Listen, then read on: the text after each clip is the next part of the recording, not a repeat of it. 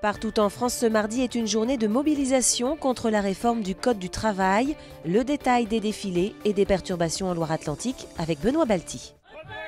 Elle est annoncée comme la première grande manifestation de cette rentrée sociale. La CGT, FSU, Solidaire, l'UNEF et Nantes Révoltée appellent à défiler ce mardi pour exiger le retrait des ordonnances de la loi travail. Malgré les déclarations de son secrétaire général, Force ouvrière a décidé de rejoindre le cortège nantais. Un cortège qui débutera son parcours dès 14h30, place du Commerce, puis poursuivra cours des 50 otages pour rejoindre la préfecture avant de terminer sa marche au CHU. À Saint-Nazaire, rendez-vous est donné aux manifestants à 10h devant la mairie. À Châteaubriand, même lieu de départ, à l'hôtel de ville, mais à partir de 11h. À Nantes, gare aux perturbations dans les transports en commun, la Sémitane annonce d'ores et déjà la coupure de plusieurs lignes entre 13h et 18h. Les 3 lignes de tramway seront interrompues dans tout le secteur du centre-ville et les terminus des chronobus C1, C2, C3 et C6 seront également déplacés pour éviter le plein centre. Idem pour le réseau des cars scolaires Lila, plusieurs services ne seront pas assurés, et notamment dans les communautés de communes Cœur d'Estuaire, Sèvres-et-Loire et Erdre-et-Gèvres. La manifestation aura également des conséquences du côté de la SNCF. Seulement 64% des TER devraient circuler dans la région. Quelques intercités seront maintenus entre Nantes et Bordeaux. En revanche, aucun train n'assurera la ligne Nantes-Tours. Enfin, attention aux services des cantines et d'accueil périscolaire qui risquent également d'être perturbés. Ce sera notamment le cas à Nantes et à Saint-Nazaire. 48e jour de détention pour Loup Bureau. Le jeune journaliste originaire d'Orvault est toujours emprisonné en Turquie, soupçonné par les autorités d'appartenance à un groupe terroriste. Une détention très difficile en isolement total. Et la mobilisation se poursuit pour obtenir sa libération. Son comité de soutien a lancé une opération carte postale, des cartes postales en turc, mais aucune d'entre elles ne lui est encore parvenue.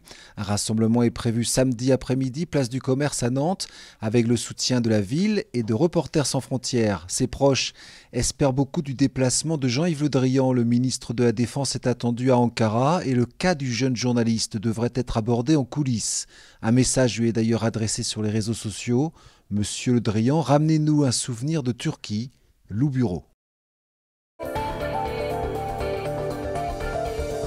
Encore un joli succès ce week-end pour la 30e édition de la Folie des Plantes.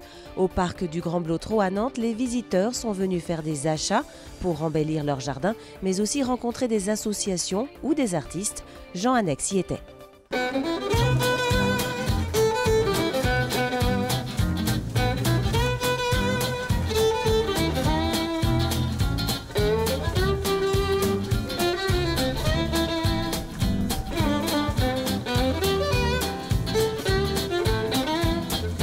Ça, c'est un petit bout de china. Ça fleurit bleu à l'automne. Oxypetalum,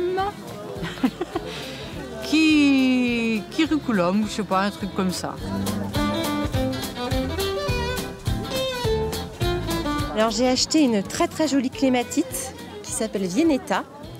J'ai acheté des grosses marguerites couleur rouge et des glaïeuls qui sont des vieilles fleurs mais que j'adore, qu'on trouve encore dans les potagers. Alors moi je voulais des plantes pour mon balcon, mon petit balcon terrasse.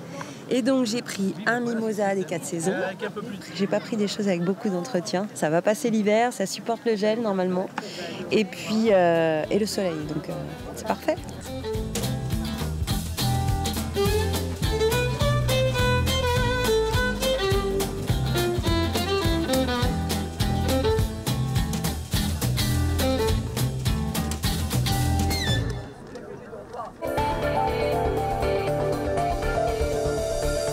Pour sa 20e édition, le Trophée des sprinteurs à Couëron a rassemblé près de 2000 spectateurs ce week-end.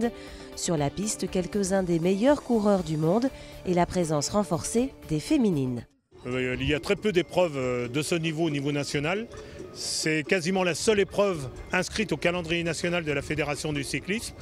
Et sur notre vélodrome, on peut dire que tous les grands champions du monde sont passés. Et dans le cadre de la politique du département de Loire-Atlantique, ils souhaitent orienter leur action cette année sur les élites, sur les femmes.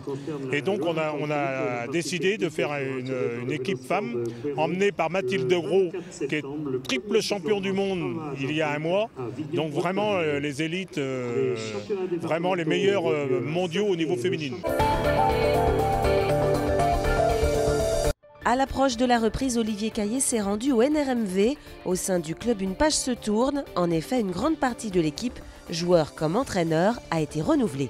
Le volleyball moderne ne se satisfait plus de structures limitées, que ce soit au niveau de l'encadrement sportif, aussi bien que l'encadrement plus général.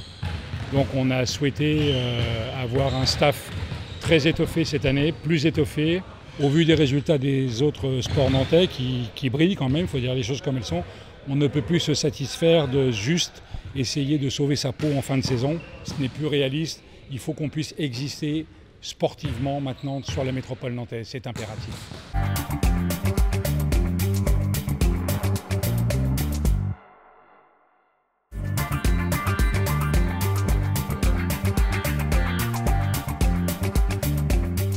C'est une association de patients et d'usagers du centre René Gauduchot.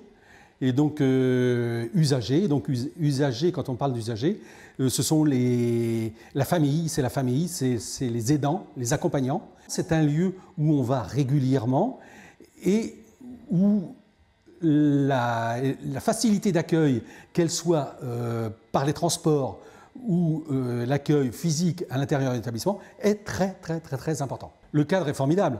J'ai montré tout à l'heure des photos prises d'une chambre dans laquelle j'étais hospitalisé la semaine dernière, avec vue sur le parc, avec tout près de moi un albizia en fleurs.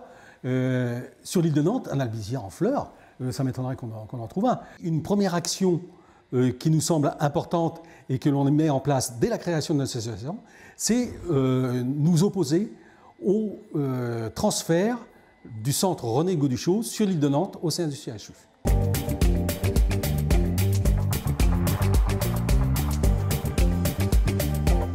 Il est bien prévu que l'établissement René Gauduchot perdrait déjà la moitié des parkings qu'il a à l'heure actuelle.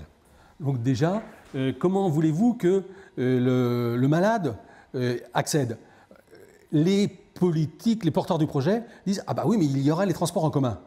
J'ai eu donc 75 de chimio, eh bien il y a très peu de chimio où j'aurais été capable de prendre les transports en commun. C'est un projet d'urbanisme, c'est pas un projet sanitaire, c'est un projet d'urbanisme qui coûtera très cher à Gauduchot, puisque à l'heure où il y aurait le transfert de Gauduchot serait prévu, le bâtiment actuel ne serait toujours pas fini de payer. L'Institut de cancérologie de l'Ouest continuerait à payer le centre René Gauduchot et un autre établissement dans le centre nord. Complètement aberrant.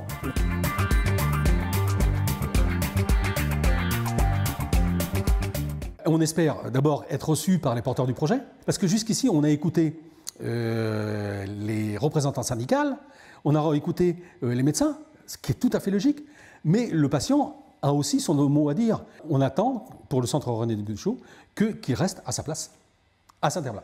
À l'heure actuelle, le personnel est opposé, les médecins sont opposés, mais la décision reste entre les mains de l'ARS et du ministère.